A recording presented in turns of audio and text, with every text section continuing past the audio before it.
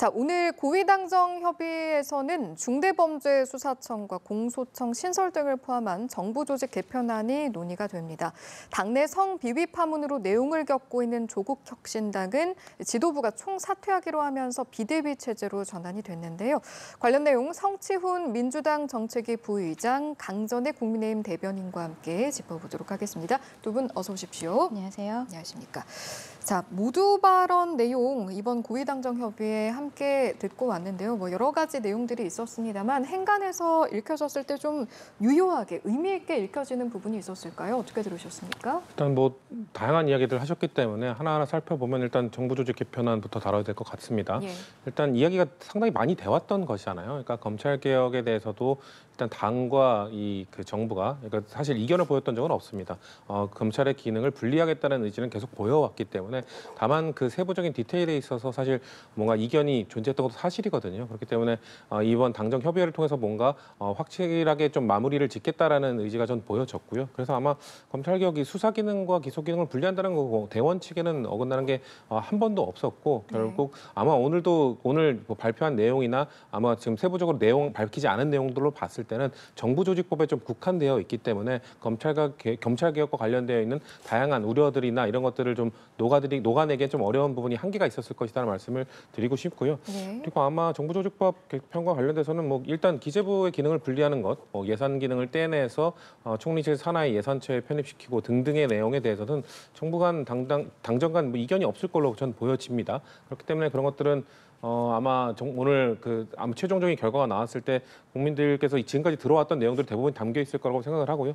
이외에 지금 우리 현대차 LG 합작 공장에서 벌어진 일련의 사건에 대해서는 아마 이 이후의 질문에 있어서 그때 좀 다뤄보도록 제가 말씀을 드리도록 하겠습니다. 알겠습니다. 말씀하신 이제 정부 조직 관련된 부분이 있었고 많은 분들이 관심을 가지고 있는 구금된 어떤 근로자의 석방에 대한 부분도 이제 들어볼 수가 있었던 부분이고 대통령실에서는 좀 교섭을 마무리하도록 하겠다 이런 이야기도 있었습니다. 어떻게 들으셨습니까? 그런데 지금 미국에서의 한국인 체포 사태에 대해서는 지금 정부와 여당이 조금 너무 빠르게 처리가 안 되고 있는 것이 아닌가. 국민들께서는 그런 생각을 하실 수밖에 없을 것 같습니다. LG엔솔 같은 경우에는 담당자가 이미 출국을 하고 있다라는 언론 보도가 나오고 있거든요. 그런데 우리 조현 외교부 장관은 필요하면 가겠다라고 이야기를 하고 물론 영사라든지 이런 쪽을 통해서 변호사 등의 조력은 시작을 했다라고 합니다만 지금 어쨌든 대한민국 국가의 그 기업들이 미국에 가서 또 심지어 현대자동차 같은 경우에는 향후 4년간 36조 원 정도를 추가 투자하겠다라고 발표한 지 얼마 되지도 않은 상황이었었거든요. 이 상황에서 어떻게 보면은 정부가 조금 더 빠르게 움직여야 되는 것이 아닌가라는 생각이 들고 이번에 한미 정상회담을 하고 오는 과정에 있어서 강훈식 비서실장이 비서실장 간의 한 라인을 구축한다라는 이야기를 했었거든요. 이런 것들도 제대로 되고 있는 것인지 운영이 되고 있는 것이 굉장히 의문이 있을 수밖에 없습니다. 굉장히 언론에서 크게 다루어지고 있는데 오늘 당정협의회 앞서에서 짧게 이야기가 나온 것은 아마도 지금 정부에서 나름대로의 노력은 하고 있습니다만 미국과 대화가 제대로 되고 있지 않은 것이 아닌가라는 생각이 들 수밖에 없죠. 외교부 장관 같은 경우에도 당장 미국에 간다고 해도 누가 만나줄 것인지 이런 것들이 정해지지 않았기 때문에 그런 것들이 일부 정해진 다음에 출국하겠다고 하는 것이 아닌가라는 생각이 드는 부분들이 있는데 어쨌든 이번에 한미 정상회담에서 결국 도장을 찍고 오지 않은 이유가 서로 간에 완전히 합치된 의견이 있었기 때문에 도장을 찍을 필요까지도 없었다라고 정부에서는 발표를 했는데 이러한 신뢰 같은 것들이 모두 무너지고 있다. 지금 정부에서는 어쨌든 국민들께서 우려하시는 부분에 대해서 충분히 설명을 해야 되는데 오늘 같은 경우에는 그 정도 이야기는 나오지 않은 것이 아쉽다라고 말씀드리고 싶습니다. 네, 같은 사안에 대해서 어떻게 보시는지 일단 행정 절차가 마무리되는 대로 전세기가 출발을 할 거다 이제 이런 언급들도 나왔고요. 우리가 앞서 강훈식 비서실장의 워딩을 봤잖아요. 석방 작업은 마무리되었다고 표현을 했습니다. 미국의 확답을 듣지 못했다면 저렇게 대통령 비서실장이 저렇게 말 못합니다. 이미 정리가 된 거고요. 아마도 미국에도 행정 절차라는 게 있기 때문에 그걸 밟는 과정이 있을 것이고 행정 절차가 완료된 이후에 우리나라의 국민들을 다 데리고 올 수 있을 때 전 세계를 그에 맞춰서 보내겠다라는 이야기를 한 것이고요. 외교부 장관이 가는 여부는 가지 않아도 지금 사실상 마무리가 됐기 때문에 할 수 있다고 판단이 됐기 때문에 가지 않은 것이기 때문에 이게 무슨 소통이 되지 않는다, 신뢰가 무너졌다 이렇게 평가하는 거는 대체 야당에서는 국민의힘에서는 이 한미 관계가 무너지길 바라는 게 아니라 지금 이재명 정부 탓입니까? 지금 사실 국내 정치와 국외 정치를 사실 투트랙으로 지금 병행하고 있는 이 미국 내 사정, 아무래도 이 이민 정책이라는 거 하는 것이 뭔가 트럼프 정부의 아주 주요 정책 중 하나였기 때문에 이민 당국에서는 이걸 과도하게 좀 과잉 충성하기 위해서 과하게 집행할 가능성도 충분히 있는 것이었죠. 그렇기 때문에 아까 또 강훈식 실장이 지적한 것처럼 지금 우리의 국민들을 무사히 한국으로 데려오는 것도 중요하지만 이런 것들이 왜 일어났는지를 다시 판단해보고 왜 이런 것들이 문제가 일어났으며 재발 방지를 위해서 어떤 걸 해야 되는지 충분히 후속 조치를 할 수 있는 부분이기 때문에 이런 문제가 무슨 한미 정상회담에서 사인을 하지 않았기 때문에 발생하는 것이다. 신뢰가 구축되지 않았다고 볼 수밖에 없다. 무슨 뭐 한라인은 제대로 다 가동되고 있는 것이냐? 저는 한라인 너무 잘 가동되고 있기 때문에 다른 나라의 이 비슷한 사례에 비해서 우리나라가 지금 빠르게 조치를 취하고 대응했다고 생각합니다. 근데 제가 조금 아까 비서실장 간의 한라인 그리고 지금 외교부 장관이 당장 가야 되는 것이 아니냐라고 말씀을 드렸던 부분은 미국에 진출해 있는 대한민국 기업들이 이번 사건 하나만이 아니거든요. 다른 기업들에게 똑같은 상황이 벌어질 수 있다는 우려가 있기 때문에 여기에 대해서 명확한 미국 정부 측의 확답을 받기 위해서라도 가야 되는 것이 아니냐라고 말씀을 드리는 겁니다.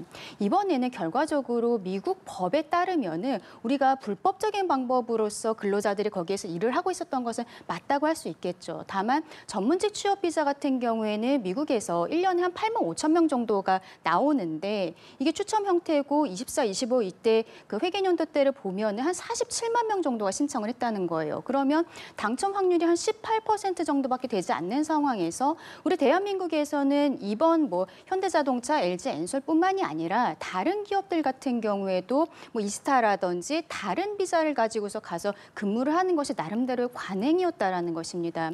불법이었던 것은 맞습니다만 그동안의 관행으로서 근무했던 것을 미국 측에서 우리가 정말 동맹 아니겠어요? 그런데 여기에 대해서 어떠한 단속이나 이런 이야기들을 전혀 하지 않은 상태에서 군 작전을 하듯이 들어온 것 아니겠어요? 그리고 다른 기업들 같은 경우에도 지금 굉장히 좀 긴장이 되고 있을 것이라고 생각을 합니다. 이런 우려를 잠식시키기 위해서라도 정부가 조금 더 적극적으로 나서줘야 되는 것이 아닌가.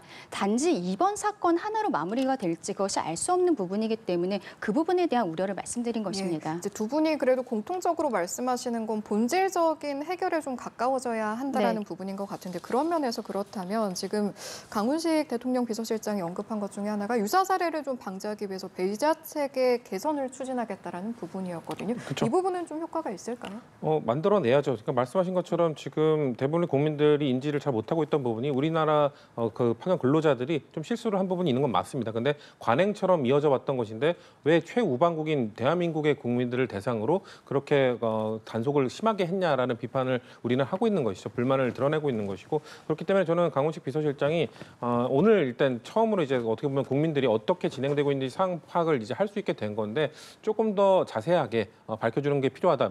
말씀하신 것처럼 그럼 재발 방지를 위해서 대책을 마련하겠다 정도를 지금 말씀을 하셨는데 아마도 미국과 협상이나 협의가 된 이후에는 이것도 아마 소상히 전 국민들께 보고하는 자리가 분명히 있을 거라고 보고요.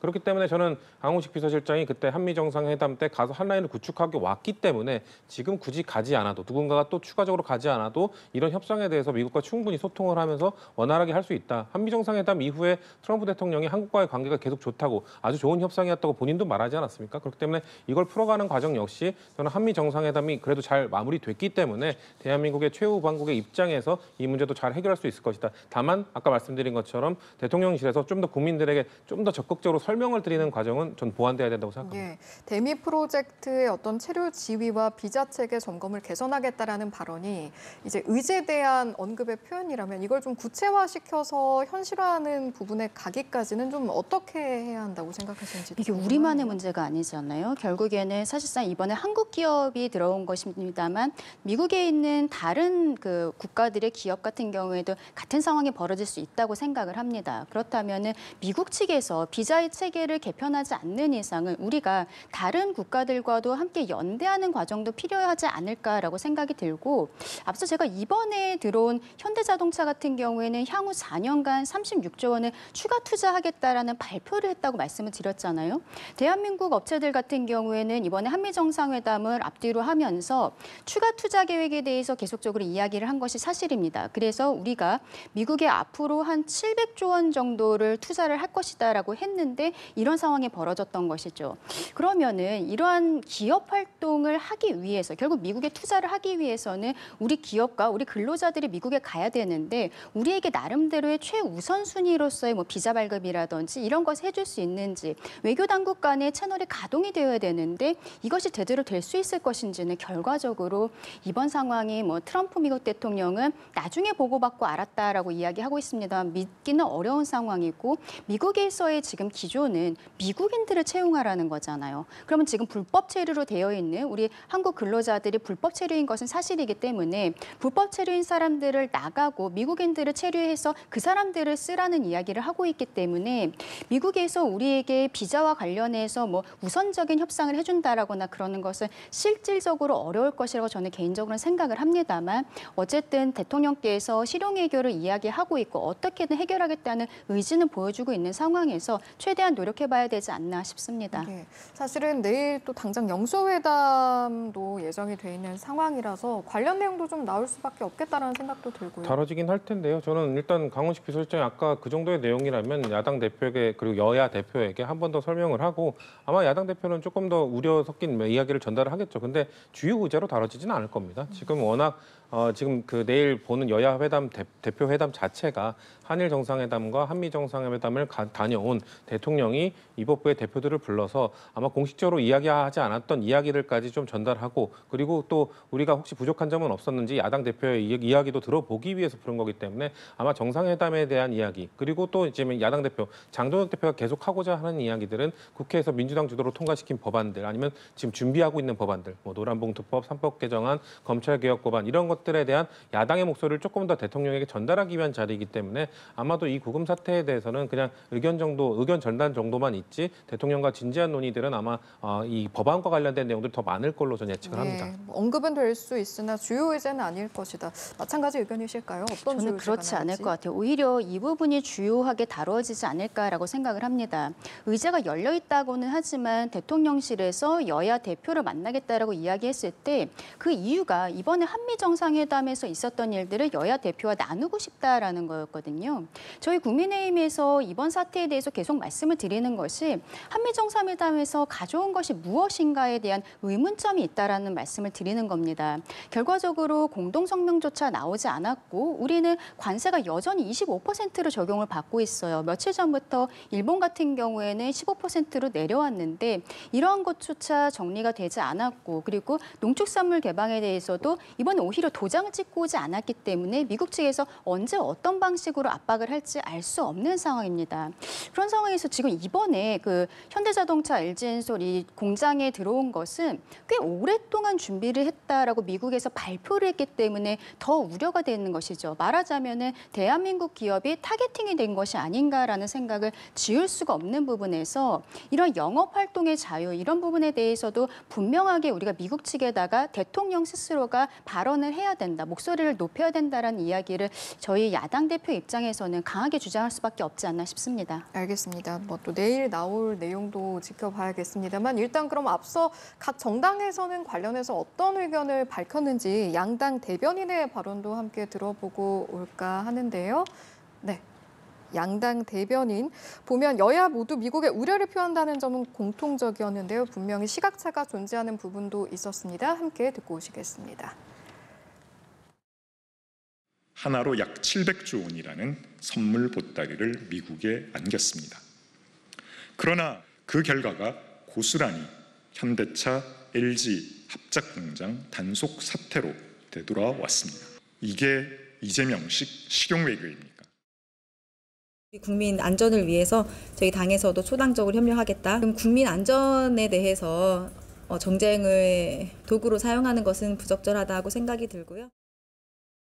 네, 일단 시각차가 뭐 존재한다는 건 분명해 보입니다. 각자 어떻게 들으셨는지 짧게 한 말씀씩만 들어보겠습니다. 지금 이 사태를 가장 잘 해결하기 위해서는 정부의 힘을 실어주는 게 일단 최우선 돼야 됩니다. 그런 다음에 국민들이 안전하게 돌아온 이후에 재발 대책 방지 이런 것들이 잘 이루어지지 않았을 때 야당이 좀 여당에 대한 비판이 있을 수 있습니다만 지금 문제가 일어난 게 이재명 대통령의 실용외교가 실패했다. 이렇게 말하는 걸 누가 공감하겠습니까? 지금 사실 트럼프 대통령의 이민 정책, 그 이민자를 추방하고 추방하고 불법 이민자 추방 이런 것들을 대선 과정에서 너무 앞세웠기 때문에 이루어진 그 과한 행정 정책 속에서 이루어진 것이기 때문에 사실 이것을 또 그렇다고 해서 여야가 뭐 힘을 모아 뭐 미국 정부를 비난하기도 어려운 상황이거든요. 한미 정상회담에서 분위기 좋은 상태로 지금 돌아온 지 얼마 되지도 않은 상황에서 이런 일이 발생했다. 그러면 미국한테 왜 우리한테 뭐 예를 들면 뒤통수를 때렸냐 이렇게 주장할 것이 아니라 이 문제는 왜 발생했는지 아까 그 강훈식 비서실장이 잘 설명했고 제도 덧붙였던 것처럼 이 문제에 대한 분석과 재발 방지 대책이 가장 중요한 것이지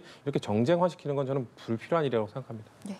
일단 내일 대통령과 여야 대표의 회담이 있기 때문에 여기에서 어떤 내용이 나와야 되는지 좀 봐야겠습니다만 저희 야당 입장에서는 대통령실과 여당이 이번 한미 정상회담에 대해서 마냥 잘 됐다라고만 국민들께 말씀을 하셨던 거 이거 자체가 문제가 아니었던 것인가에 대해서 지적을 하는 것이고 그 부분에 대해서는 어쨌든 뼈아프게 받아들여야 되는 것이 아닌가. 저희 야당에서 계속적으로 뭐 발목 잡기를 하고 있다라는 형태로 이야기하는 것은 지금 상황을 해결하는 데에 대해서도 오히려 전혀 도움이 되지 않는다고 생각을 합니다.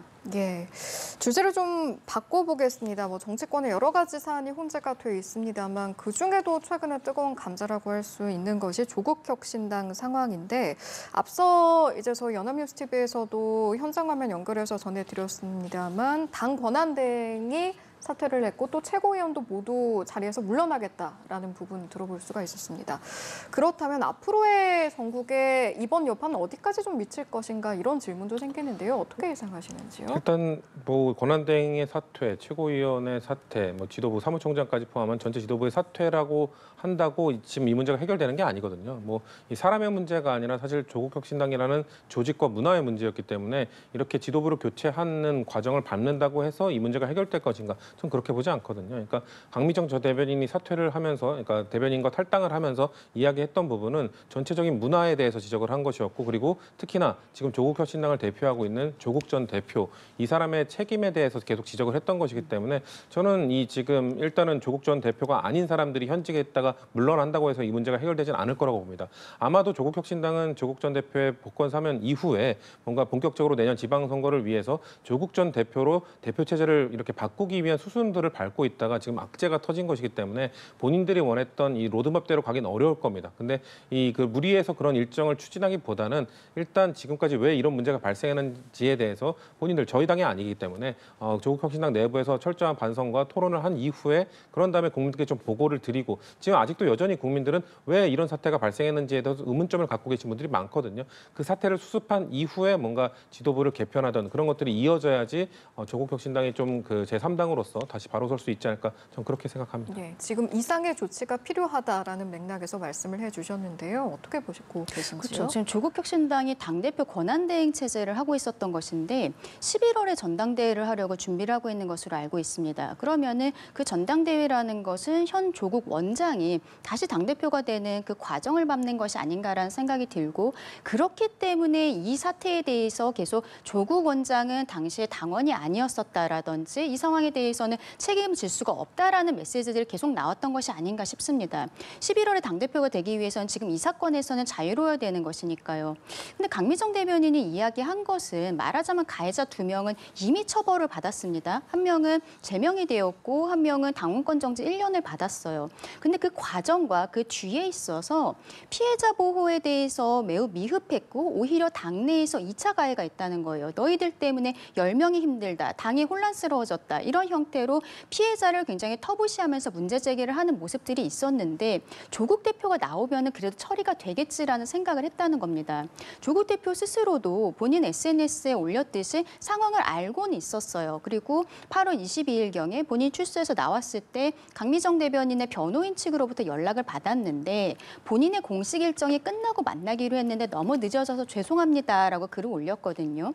본인의 일정이 먼저였다. 이 모습이 강미정 대변인이 이야기한 조국혁신당에서 피해자를 가장 우선적으로 보호하지 않는 사람들, 그중에 하나가 조국 대표였다는 이야기가 되는 것이거든요. 근데 지금 상황에서 조국 대표는 당원이 아니었다, 문제가 없다라는 형태로 이야기하고 있는 것. 이것은 조국혁신당이 앞으로도 그렇고 지금 국민들께서 분노하는 모습에 대해서 그 상황에 대해서 전혀 파악을 못하고 있다. 저는 오히려 이번에 전당대회 과정에서 뭐 조국 원장이죠. 조국 원장 위원장이 출마를 안 하겠다라고 선언을 한다던가 뭔가 좀 강한 이야기를 하지 않는 이상은 이 사태는 그냥 눈 가리고 아웅이 아닌가라는 생각이 듭니다. 예, 이제 마지막 질문이 될 것 같은데요. 뭐 여러 가지 사안으로 여야가 맞붙고 있습니다만 또 당장 9월 정기국회 일정이 본격화하기 때문에 또 어떤 상황이 그곳에서 좀 첨예하게 대립할지도 귀추가 주목이 됩니다. 그런데 또 그중에 권성동 의원 체포동의안 표결 이 부분도 굉장히 주목되는 부분 아니겠습니까? 전 이건 그냥 무난하게 통과될 거라고 봅니다. 왜냐하면 민주당에서는 통과시키겠다는 의지를 갖고 있고요.